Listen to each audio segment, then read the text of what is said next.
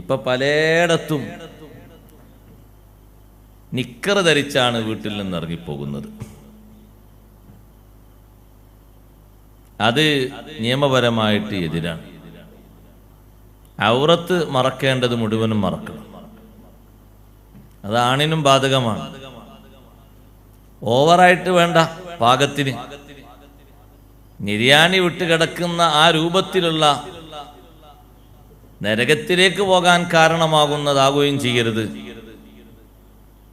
ധരിച്ചിട്ട് തായ്ഭാഗമൊക്കെ നല്ലോണം മറിഞ്ഞിട്ടുണ്ട്, മേൽഭാഗമാണെങ്കിൽ ശരിക്കും ഓപ്പണായിട്ട് ഉള്ളിൽ ധരിച്ചത് നീലയാണോ പച്ചയാണോ ചുവപ്പാണോ വെള്ളയാണോ കളറടക്കം വേർതിരിച്ചറിയുന്ന രൂപത്തിലേക്ക് ഊരക്കെട്ടിന്റെ താഴയിലേക്ക് പാൻറ് ധരിച്ച് വന്നിട്ട് മേലോട്ട് വലിച്ചാൽ അത് കയറൂല.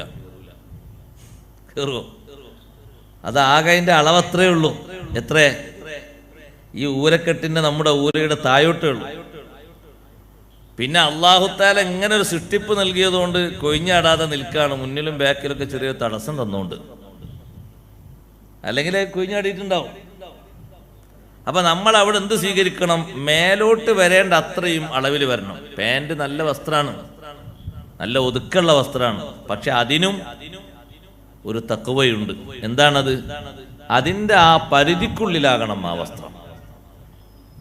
മേൽഭാഗം ഓപ്പണായിട്ട് പൊക്കിളും പിൻഭാഗത്തുകൂടെ അദ്ദേഹത്തിന്റെ മലദ്വാരം കാണുന്ന രൂപത്തിലുള്ള ഒരു വെളിപ്പാടും ഉണ്ടാകരുത്. അത് ഉസ്താദെ ആരെങ്കിലും പൊക്കി നോക്കിയെങ്കിലല്ലേ അല്ല, കാണാവുന്നൊരു പരിതസ്ഥിതിയിലേക്ക് വന്നാൽ തന്നെ കാര്യം പോക്കാണ്. അപ്പൊ ചില ആൾക്കാർ പറയും ഉസ്താദെ നിസ്കരിക്കുമ്പോ മാത്രല്ലേ പ്രശ്നമുള്ളൂ. അല്ല, ഈ പറയുന്ന ഈ മറക്കണം എന്ന് പറയുന്നത് എപ്പോഴും മറക്കേണ്ടതന്നെയാണ്. നിസ്കാരത്തിൽ മാത്രമല്ല, നമ്മൾ പുറത്തുകൂടെ ഇങ്ങനെ നടക്കുകയാണ്, അല്ലെങ്കിൽ വേറെ ഒരു സ്ഥലത്തേക്ക് യാത്ര പോവുകയാണ്, അല്ലെങ്കിൽ ഒരു വീട്ടിൽ ചെന്നിട്ട് നമ്മളെ കുടുംബക്കാരിൽ ചെന്നിട്ട് ഇറങ്ങിയിട്ട് അങ്ങോട്ട് കയറുകയാണ്.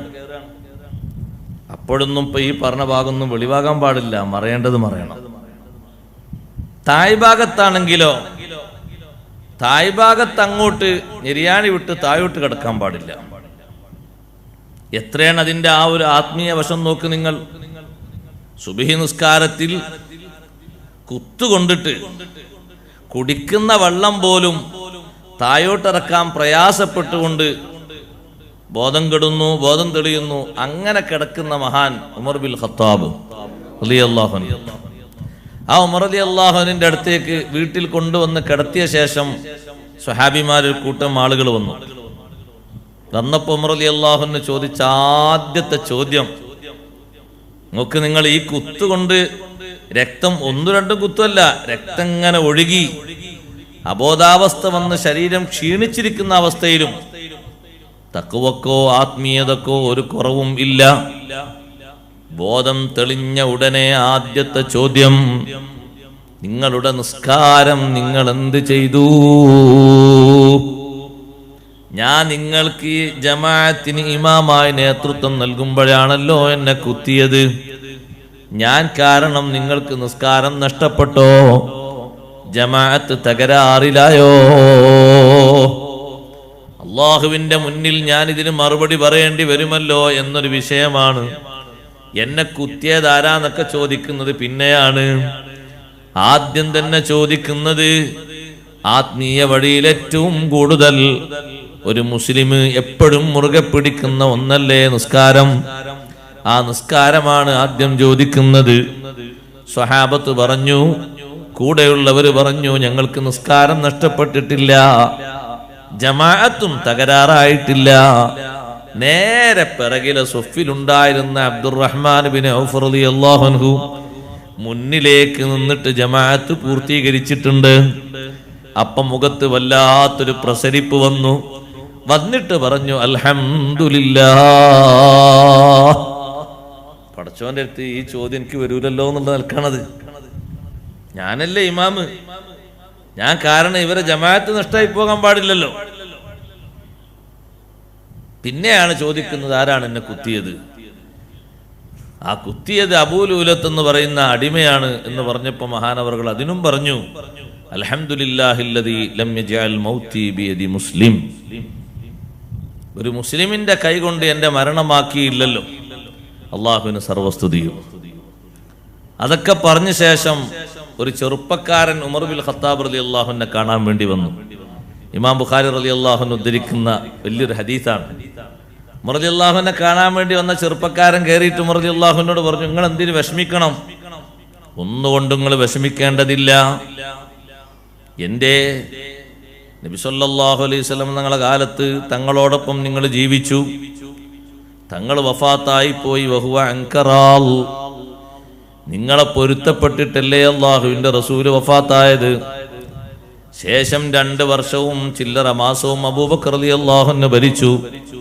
അപ്പോഴും നിങ്ങളെ കൂടെ എല്ലാ കാര്യങ്ങൾക്കും കൂടിക്കൊടുത്തിട്ടുണ്ട്. മഹാൻ വഫാത്തായപ്പോഴും വഹുവ അൻകറാൽ, നിങ്ങളെ പൊരുത്തപ്പെട്ട രീതിയിലല്ലേ വഫാത്തായി പോയത്. നിങ്ങൾ എന്തിനു പേടിക്കണം? ഒരുപാട് വികസനങ്ങളും പുരോഗതികളും മുമ്പ് കാലത്ത് നടപ്പിലാക്കാൻ കഴിയാത്തത് പലതും നടപ്പിലാക്കാൻ അള്ളാഹു നിങ്ങൾക്ക് ഭാഗ്യം നൽകിയില്ലേ? ഇങ്ങനെ ഒരുപാട് മുഖസ്തുതികളൊക്കെ പറഞ്ഞ് ആ ചെറുപ്പക്കാരൻ വീട്ടിൽ നിന്ന് ഇങ്ങോട്ട് ഇറങ്ങാൻ നേരത്ത് കട്ടിലിൽ കിടക്കുന്ന ഉമർ ബിൻ ഖത്താബ് റളിയല്ലാഹു അൻഹു ഒന്ന് തലപൊക്കി. സ്വഹാബത്ത് പറയുന്നു, മഹാനവറുകളുടെ തഖ്വ, ഈമാനിക സ്പിരിറ്റ് വല്ലാത്തൊരു സ്പിരിറ്റാണ്. ഈ പോകുന്ന ചെറുപ്പക്കാരനെ വീണ്ടും മടക്കി വിളിച്ചിട്ട് പറഞ്ഞു, യാ ഗുലാം ഇർഫഅ സൗബക യാ ഗുലാം, ഓ ചെറുപ്പക്കാരാ, നിന്റെ തുണിയൊന്ന് കയറ്റിയെടുക്കൂ. എന്നെ മദ്ഹ് പറഞ്ഞതല്ലേ, പുകഴ്ത്തി പറഞ്ഞതല്ലേ, ഒന്നുമല്ല. അവരെ മനസ്സിലുള്ള തഖ്വ കണ്ടോ നിങ്ങൾ? ഉപ്പമാരെ, നിങ്ങൾക്ക് ലക്ഷക്കണക്കിന് സമ്പാദ്യം ഉണ്ടാക്കി തരുന്ന മോനാണെങ്കിലും, ആ മോൻ എത്ര ഹൈ ലെവലിൽ ജീവിക്കുന്നവനാണെങ്കിലും, നിങ്ങളെ മുന്നിലേക്ക് വരുമ്പോ തുണി തായോട്ടിറങ്ങിയിട്ടുണ്ടോ ഉയർത്താൻ പറയണം. പാന്റ് തായോട്ടിറങ്ങിയിട്ടുണ്ടോ പൊക്കാൻ പറയണം. വസ്ത്രം ശരിയായിട്ടില്ലേ അത് മാറ്റാൻ പറയണം. ഉമർ റളിയല്ലാഹു അൻഹു പറയുന്നു, മോനെ തുണി പൊക്കിയെടുക്കണം. ഫഇന്നഹു അത്ഖാലി റബ്ബിക വഅൻഖാലി സൗബിക, നീ റബ്ബിന് ചെയ്യുന്ന വലിയൊരു തഖ്വയാണത്. തഖ്വയാണത്. ഏത്? തഖ്വയുടെ പ്രധാനപ്പെട്ട ഒരു മാർഗമാണ്. ഒരു മുസ്ലിം ചെറുപ്പക്കാരനെ കണ്ടാൽ തന്നെ അറിയും, നിസ്കരിക്കുന്ന കണ്ടാൽ തന്നെ അറിയും. ഇപ്പൊ ഞാൻ വരുന്ന വഴിക്ക് നിസ്കരിക്കാൻ കയറിയപ്പോൾ ഒരു ചെറുപ്പക്കാരാണ് നിസ്കരിക്കുന്നത്. എന്ത് നല്ല റാഹത്തുള്ള രൂപത്തിലാണ് നിസ്കരിക്കുന്നത്. പാകത്തിനുള്ളൊരു പാൻറ് എടുത്തിട്ട്, പാൻറ് നീളം കൂടുതലില്ല, പാൻറ് തന്നെ എടുത്ത്. പാൻറ് എന്താ കുഴപ്പം? മറയുന്ന രൂപത്തിലാണെങ്കിൽ അത് മതിയല്ലോ, തെറ്റൊന്നുമില്ല. പക്ഷെ അത് പോരാത്തരമാകുമ്പോഴാണ് വിഷയമാകുന്നത്. അത് തുണിക്കും അങ്ങനെ തന്നെ, കമീസിനും അങ്ങനെ തന്നെ, കന്തൂറക്കും അങ്ങനെ തന്നെ, ഒക്കെ അങ്ങനെ തന്നെ, നിയമല്ലത്തും അങ്ങനെ തന്നെ. ഞാൻ ഈ ഉടുത്ത കമീസാണെങ്കിലും നിര്യാണിക്ക് താഴെ പോകാൻ പറ്റൂല. എനിക്കായിട്ട് വേറെ നിയമമൊന്നുമില്ല, എല്ലാവർക്കും ഒരു നിയമം തന്നെയാണ്. അങ്ങനെ നിയമത്തിൽ മാറ്റമൊന്നുമില്ല. ഇനി ഇതിന്റെ മേലെ ഒരു ഷാളൊക്കെ പൊതിച്ചുകൊണ്ട് ഇങ്ങനെ ഒരു പ്രത്യേക ഖുത്ബക്കറാണെങ്കിലും അതിനും ആ അളവേ പറ്റൂ, അളവ് കൂടാൻ പറ്റൂല. നിര്യാണിക്കപ്പുറം പോകാൻ പറ്റൂലത്. അങ്ങനെ ഒന്നുണ്ടോ? അങ്ങനെ പറ്റൂല. ഒക്കെ പാകത്തിന്. അതാണ് തഖ്വ. അവിടെയാണ് ഉമർ റളിയല്ലാഹു അൻഹു ഈ ചെറുപ്പക്കാരൻ ഉപദേശിക്കുന്നത്.